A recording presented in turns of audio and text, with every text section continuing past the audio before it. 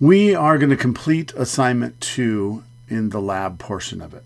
So you should have watched the other video if you didn't get everything that you needed out of the lecture that we had in class for taking bracketed photos in your camera. And now that we have those bracketed photos, we're going to bring them into Lightroom, and then we're going to do our adjustments and set up our assignment 2. So I've already copied them to my flash drive. I'm going to import those images.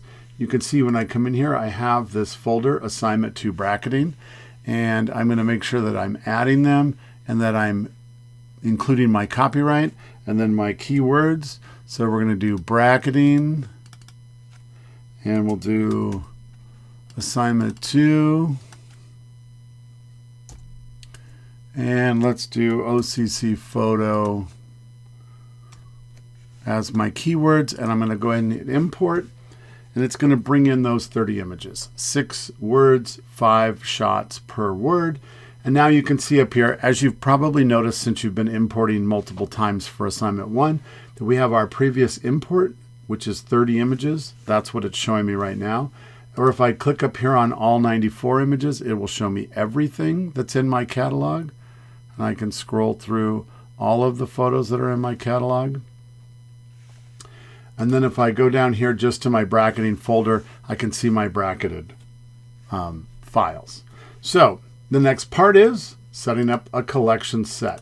So I'm going to create a collection set, and I'm going to call it whair_AO2. So assignment 2. And I'm going to create that.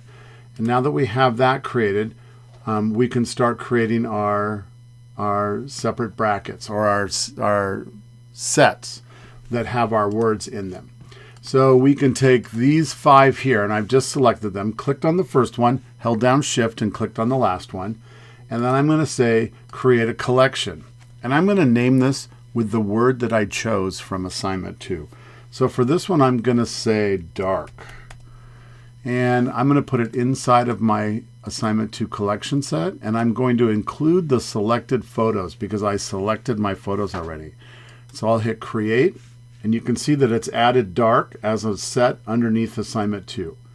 I can go back to my folder, and I can shift click and then shift click to select the next set of 5, and I'm going to create a collection, and let's call this grand, because it's sort of a big grand view. Inside of the collection set, assignment 2, include the selected photos, and now I have grand that's saved in there, and I can come back and do the next one, and it's a carnival, so let's say fun. I don't know if I'm even using the words from the assignment, but you can get a little bit creative with the words as long as it matches what you shot in your image. The words in the assignment are really just a suggestion or a starting place for you. So now I'm going to create that one. You can see fun gets created, and I'm just going to continue this with all of the rest of them. On this one, I'm going to create a collection, and I'll call it busy, because it's a very busy scene inside of my collection set 2. You can see it's just the same thing over and over again. And then on this one, I'm going to go in and I'm going to create a new collection for that. And let's call it nature. And inside of assignment 2, include selected photos, create, and then back to my folder. And then this one, we will create a new collection. And let's call this one, I don't know, let's call it Stormy. S-T-O-R-M-Y, Stormy, inside of a collection set, assignment 2, include selected photos. So now you can see that we have our assignment 2 collection set, which now includes all of our brackets, but they are broken down by the different words. Now I can come in and I can select them all, and let's add a keyword to that, and let's call it busy, because that's the keyword of this one. And then I'm going to do comma DTLA, downtown LA is where this was shot. And let's do another one that is, I don't know, city, so that I have a number of keywords that are set up on those. Then I can go to this dark one, and I can add keywords to that as well. This is downtown LA as well. And we'll call this one Union Station. And I don't know, let's say historic. So there's some more keywords for that. You can go through and do keywords on all of your different groupings. Kind of a nice way to break it down, get in there and make all of the changes that you need to make. Once we have all of our images in and we have all of our words done, and you can see that I made dark capitalized, I can always go in here and I can say rename, and I can do it in lowercase like the other words that I did. I can always rename my collection sets or my collections even. It doesn't change the nature of the collection, it just changes the name that's in it.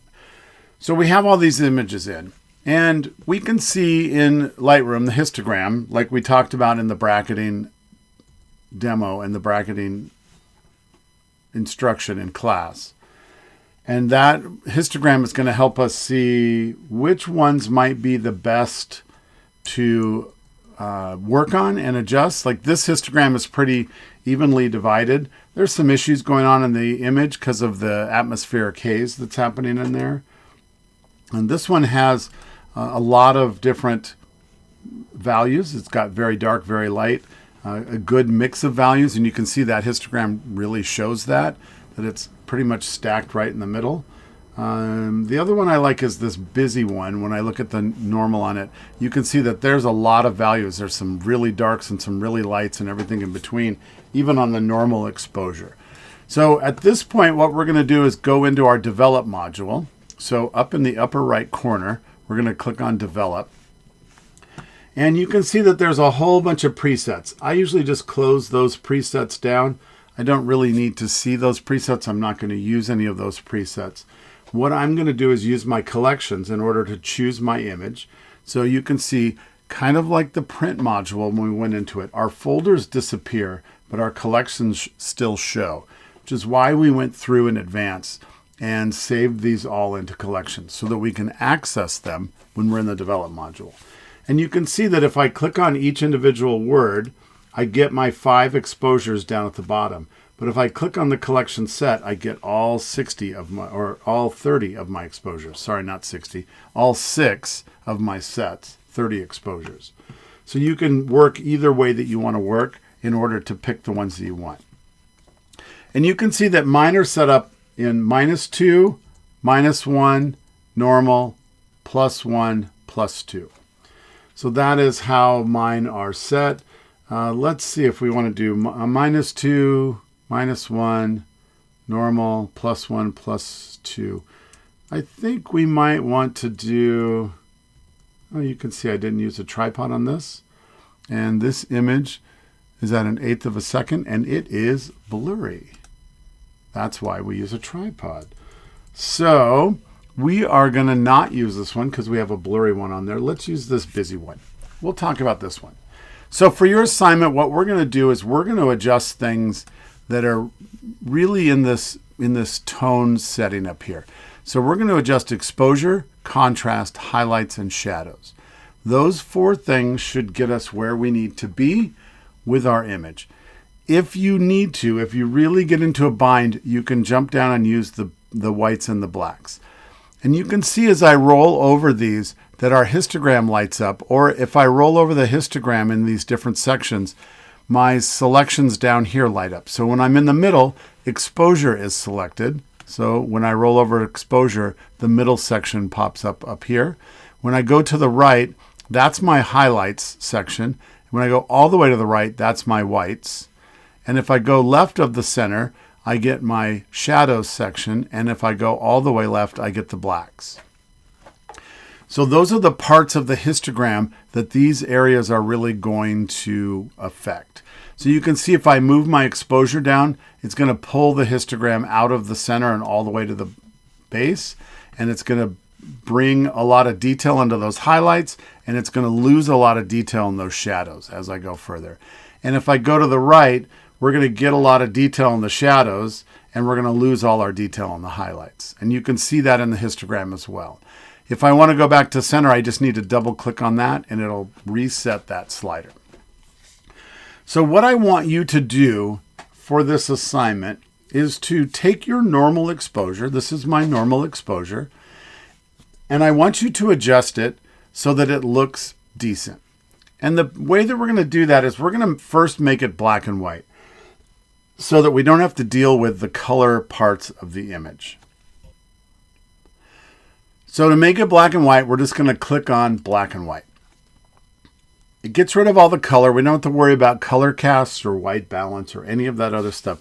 We can now just look at the tonal range of our image. So when I look at this tonal range, you can see up here there's a very faint mountain that kind of shows up in the background, and there's a couple of buildings that are getting pretty faint in the background as well. Those are in my highlight area. And so overall, first, let's say overall, I'm going to look at this and I'm going to say that the overall exposure seems good. But when I look at this area, I can see that my highlights are starting to lose some information. So I can take my highlight slider and I can just start moving it towards the negative. If I move it all the way, you can see all kinds of detail comes in up here in the sky and in the distance. And we get a lot more detail in the road down here. I'm going to reset it so you can see. That's pretty bright and almost losing detail. We've lost detail up here and we're just about to lose it here. So I'm just going to bring my highlights down just a little bit to bring in some of that detail in here and to bring in a little bit of detail back in the back. There you can see just that little bit of that mountain range. We still have our aerial perspective in play, but we have a much better separation between the building here and the mountain next to it. Those were both getting pretty bright white before and almost blending together. The next thing that I'm going to adjust on this is my shadows, because if I look in this section down here, this is all starting to sort of get blocked up. So one way to see what we can get out of it is to just take the shadow slider and slide it all the way. And now you can see that there's a ton of detail in there. But when I slide that slider all the way, I really lose any of my nice deep rich blacks that are in my image. So I want to find that balance. So as I come back, I can still get a little bit of that detail that's in there, but I can also keep some pretty decent dark areas in my image. So I get a good rich feel from this. And then it's at this point that you might come up to the exposure and maybe bring it down just a little bit, like 1/10 of a stop. Just a little nudge down in that direction just to kind of solidify everything a little bit more. So I look at this and I say, this image looks pretty decent. I'm pretty happy with the way this image looks. And so I'm good to go. This is my normal and my normal looks good. Now what I want to do is I want to adjust my +1 to look like my normal. So the first thing I'm going to do is I'm going to select my +1, which is just to the right of my normal, and I'm going to click on black and white. Now, hopefully you can see all the differences. There is a lot more information in these shadows already, and there is very little information in these highlights already. Basically, the whole thing looks too bright. So on this one, I'll probably start with my exposure and I'll bring it down. We are overexposed by stop, so I'll start by bringing it down 1 stop. To me, that looks a little bit dark, so I'm going to back off just a little bit, maybe somewhere in that like 0.75. That looks a little more balanced into what I wanted. And now we'll continue down. You could adjust the contrast, and this is going to do the overall contrast. You can see it makes the blacks blacker and the whites whiter if I go to the right, and it makes the blacks more gray and the whites more gray if I go to the left. I personally don't think that the contrast slider in this image is going to do what I need it to do. I think I need to be more focused in on how to use my highlights and shadows in order to get what I want. So if you remember, we brought in that detail that had the mountains up there. So I'm going to take my highlights and I'm going to move them to the left. Ah, there's my mountains. They're coming in. And I'm getting a little bit of that detail in the street there. And on this one, my shadows look better than they looked in the other one. So I may have to do a smaller move on that. When I go all the way, it really gets gray and we lose a lot of that deep, rich detail in there. So I may balance it somewhere in there. And then again, I might find that I just want to make it just a touch darker. Now, I can use my arrow keys to sort of switch back and forth between them. And you can see the differences. Here, these midtones, like in the street, looks a little bit darker than it does in this one.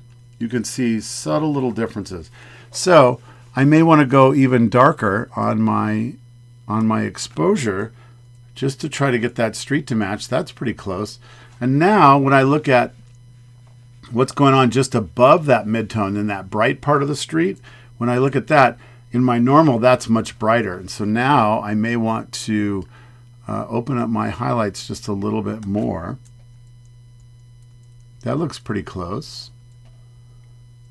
And how do my shadows look? My shadows look a little bit dark in my other image here. So I'm going to lighten those up just a little bit.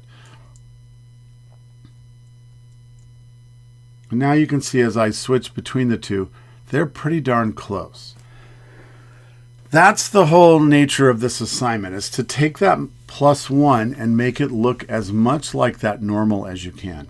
Now, if you don't want to flip back and forth between the images, you can do this view mode down here, the R and the A, which is a reference and an active. So the active one will be my +1 that I'm adjusting. And if I grab my normal and drag it into this window and drop it, I can now look at them side by side, and I can really make comparisons directly side by side. So now when I'm looking at them side by side, I think this area is still a little bit light. And so I might see if my shadows bring that down a little. They do. So I can kind of adjust in there. And I'll tell you, it's sometimes easier to go a little bit further than you need and come back. Because if you just try to do little tiny increments, you may not see the adjustments taking place. Sometimes the smaller moves can get a little bit lost in the process. So I would say these are pretty darn close. I'm going to go back to my main view and I'm going to switch between them. I think those are pretty close. Maybe my normal is just a touch darker. So I'm going to take it down just 0.05 to be 1.1. Oh, there we go. Whoops. Let's do it this way. I'm just going to type it in. I'm going to go over there and type it in. And it needs to be -1.1. And now I'm going to flip between the two, and I think that those look pretty close. So that's your assignment. Adjust your normal so that it looks good, looks the way you want it to look, and then adjust your n+1 to perfectly match the normal. If you find that you can't see any differences between it, you might have visual fatigue. And so sometimes it's easier to walk away and go look at something else for a minute and then come back and look at it. And at that point, your eyes may be less adjusted to what you have done and see things new again. And so you can make better decisions and get your adjustments in. Now, if you decide to do the extra credit, then you're going to go do your n-1 as well. So I'm going to change that to black and white. And what I'm going to do is I'm going to do that one using this reference and active. So the reference is my normal and the active is my n-1. And so I'm going to make this brighter and I'm going to just try to match those midtones. And I still need to bring my highlights down even though it's n-1. So I'll bring those highlights down. And I'm going to have to bring those shadows up maybe. Let's go all the way and see. And then we'll kind of come back somewhere into there. So I can come out of my reference and active mode and I can look at the two. Oh, pretty close. The n-1 is a little bit bright. So I'm going to come down on my exposure a little bit.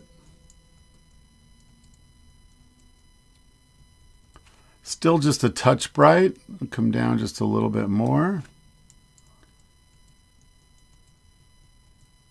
Now I'm seeing that maybe that's a little bit dark. No, I think it's more in the shadows in here are a little bit dark. And so I'm going to just bump those up ever so slightly. My computer is thinking. There we go. I think that's a little bit better. I think that my mountains are a little bit too dark in this one. And so I am going to bring my highlights up just a little bit. It's a game of millimeters. It's just little tiny moves in order to get those three images to balance. So there's my +1, there's my normal,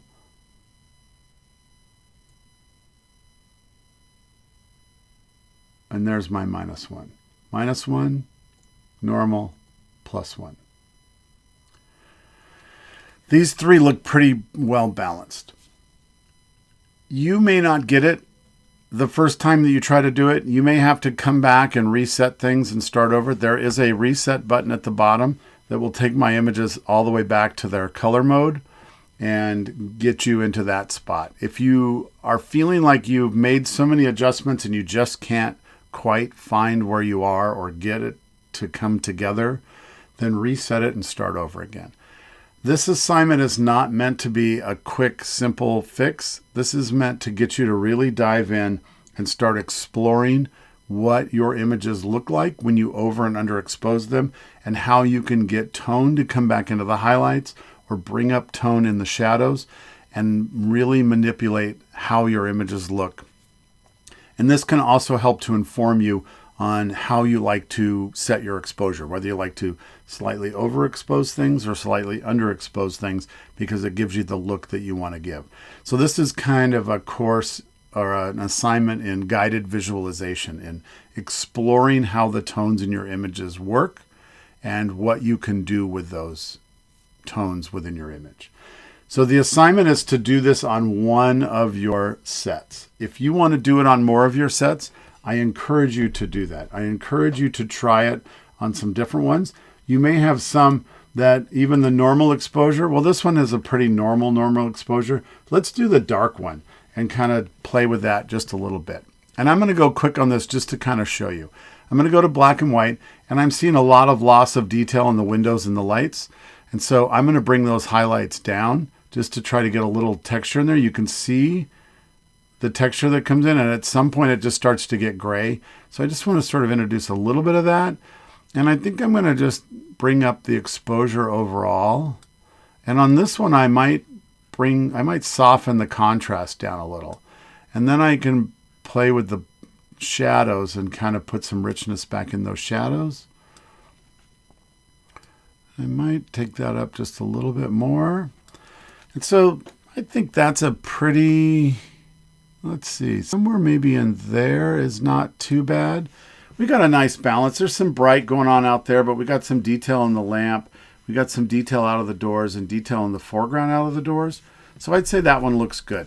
So then I'll go to my N+1, and I'm going to make it black and white. I'm going to go to and pull a new reference image in so that I can see the two of them together. And I'm going to bring up the exposure on this. Ooh, the contrast is really harsh on this one. So I'm going to bring that contrast down and then bring down my highlights a little bit. And it looks like I might need to knock those shadows down just a touch.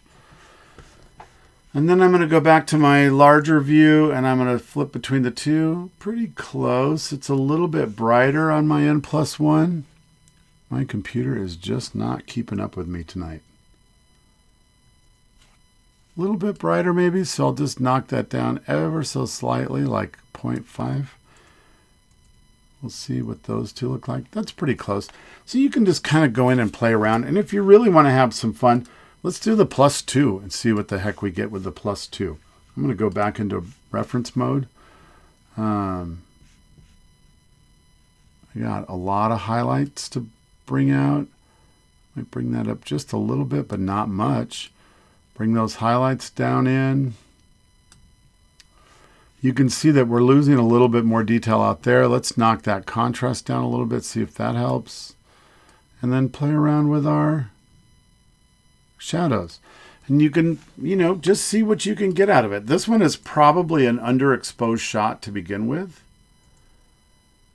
And so the N- or the N+2 is probably a better exposure in general. But just try things out and see what you get. This one has a lot of crazy contrast in it. And you can really see that when I turn it into black and white, that it's got these pure whites, and the sky wants to go almost black. This one may look a little bit overexposed as opposed to the other one that's a little underexposed. I exposed these based on what the camera told me was a normal exposure. And there's different things in here that can trick it. This big amount of black sky makes the camera think that everything's a little bit darker. And so it tries to compensate for that in the exposure. So in this one, I'm going to flatten the contrast out a little bit too. And you can see it sort of softens that bright and that dark. Then I'm going to bring the highlights down and see what happens. I'm going to go all the way and see what happens. I'm still going to lose some detail in there, but it kind of makes sense that the bright lit areas would still lose a little bit of detail. And then I'm going to bring my shadows down. I want to bring those down as well. And that contrast looks too flat, so I'm going to move that contrast back until I get a more suitable image. I might even on this one have to bring the whites in, but you can see what happens with that is that all I do is introduce gray. There's really not any detail that I introduce, but I can kind of take the intensity off of some of the bulbs and some of the lights that are in the shot.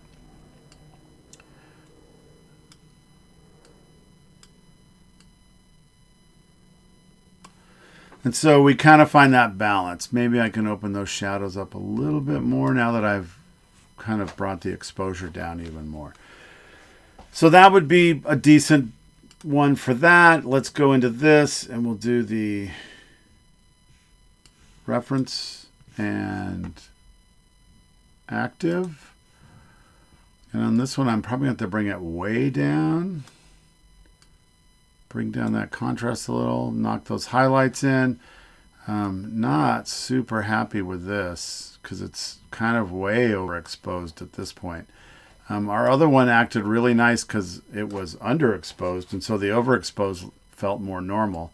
This one sort of has the opposite problem, which is our overexposed is even more overexposed, and we're losing even more detail in here. So you can see if I zoom in, there's more detail, sort of a different, distinctly different shades between the head of this, as a Pikachu, and the belly of the Pikachu, and here it's a very subtle change. Nothing in there as far as detail. We're still kind of losing the detail in there. So this is a tougher shot. This is a shot that I would probably not use for this assignment because we're losing a lot of detail in those highlights, and it's just difficult to use and difficult to see. In this dark one, we didn't really lose details in the highlights. I mean, we lost some detail further out in the highlight. How do we get out of Develop Module? We lost some detail out here, but that's bright sunlight. But we did keep separation between this pillar and that bright sun. So I think that this one kind of holds its own when we're really looking at it in the eyes of this assignment. So when you're picking which one you're going to adjust, you might have to take that into consideration. What does that normal exposure look like? Did that normal exposure look dark or did it look light?